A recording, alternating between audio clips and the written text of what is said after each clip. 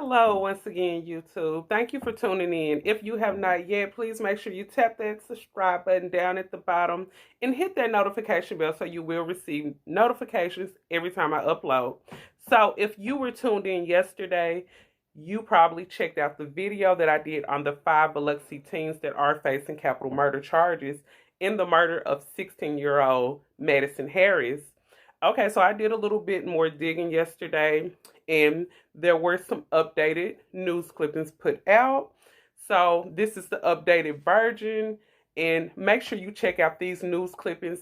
But I will be coming with a little bit of my commentary right after, so make sure you stay tuned. Check out these news clippings of the updated story, and I'll be right back.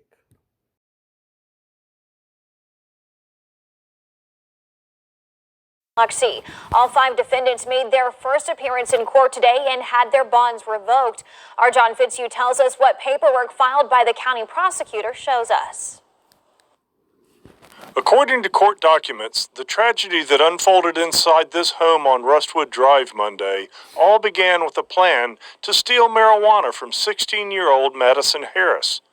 5 teenagers, aged 15 to 17, have now been charged with capital murder because a death occurred during that robbery attempt. Court records say that Harris was in a back bedroom with a friend, Paultavius White, and suspect Jasmine Kelly.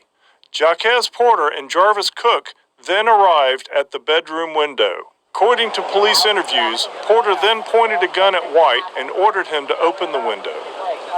The events outlined in the court papers show Yakisha and Willow Blackman arrived at the house and went to the bedroom where Porter is said to have passed the gun through the window to Yakisha Blackman.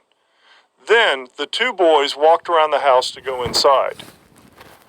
The investigators say the victim's friend, Paultavius White, said that he then tried to take the gun away from Yakisha Blackman and the gun went off, striking Harris in the right hip. Harris's family told WLOX their Ring doorbell recording that showed the boys going in also recorded the gunshot about 7 seconds after they entered the house. After the gunshot, a scream and a voice yelling, "Get the blank out! Everybody get out!" can be heard. Moments later, the 5 juveniles are seen in the video running out of the carport door with White in pursuit. In Biloxi, John Fitzhugh, WLOX News Now. Because of a recent Supreme Court ruling, the defendants will not face the death penalty even though they have been charged as adults. Their maximum sentence, if convicted, would be life in prison.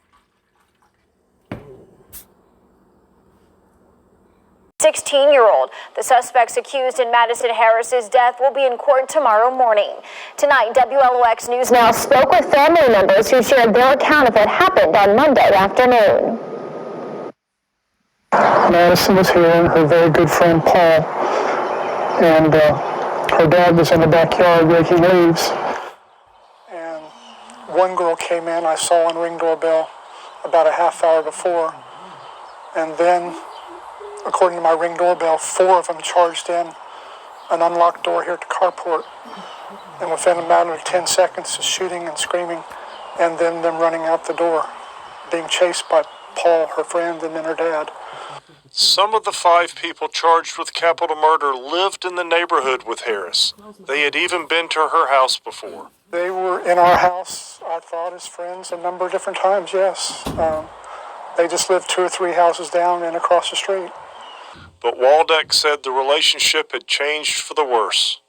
We think they were involved in a burglary at the house 2 weeks ago. Of course, the police were called, and we were pressing charges against that first crime. And we're afraid that this may have been retaliation against us reporting their crime.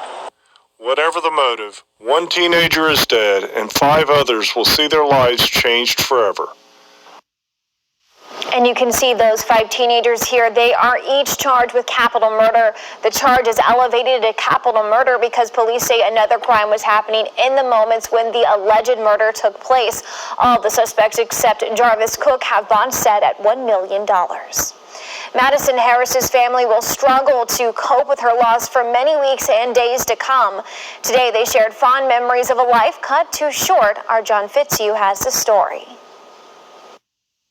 She was a beautiful young lady, completely innocent, of all these things that have happened to her. She loved her music and she loved her friends. She had a big laugh. Always enjoyed herself wherever she was. Her love of music is one of the things that her cousin said he will always remember. We would do this thing where we'd harmonize, and it was kind of funny because we'd all harmonize at the same time. And we'd sing a song called Hey There, Delilah, and, it just kind of like brought us together. Another of Madison's passions was cooking. She loved to cook. She loved her spices. Just recently, she fixed me a steak, and without even thinking about it, I added pepper to it. That was a mistake, because she always had it spiced up. Madison had told her grandparents she wanted to be an astronomer, so they bought her a telescope for Christmas. But they will never get to see if that was where her passion would take her. She was a hard worker. Anything she set her mind to, she gave her all. In Biloxi, John Fitzhugh, WLOX News Now. Family and friends will gather to mourn for Madison and celebrate her life tomorrow in a vigil at 7 o'clock at the Biloxi Lighthouse. Okay, I am back, and I am coming with a little bit of my opinion on this story. So yesterday when I posted this story, I'm going to say this first. I posted this story yesterday, and I did have a gentleman comment, and he said that you should not put these minors' names out here, and they have not been actually convicted.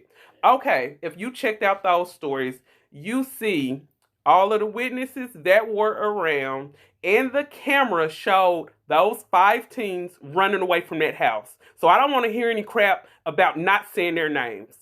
Because if they didn't want their names put out here, they would have did a gruesome, heinous crime like this, all over some damn weed. That is a shame. And this is a perfect example that people need to tell their kids, everybody that smile in your face and pretend they're your friend are not your friend. Some people are lurking in the bushes trying to see what you got so they can get it. And I'm speaking from experience because when I was about 18, I had a very close friend of mine that I was friends with since elementary school hit me up for $600. Got my ID, went into the bank and took $600 from me. So that's something we need to teach our kids. Everybody that's smiling in your face, not your friend.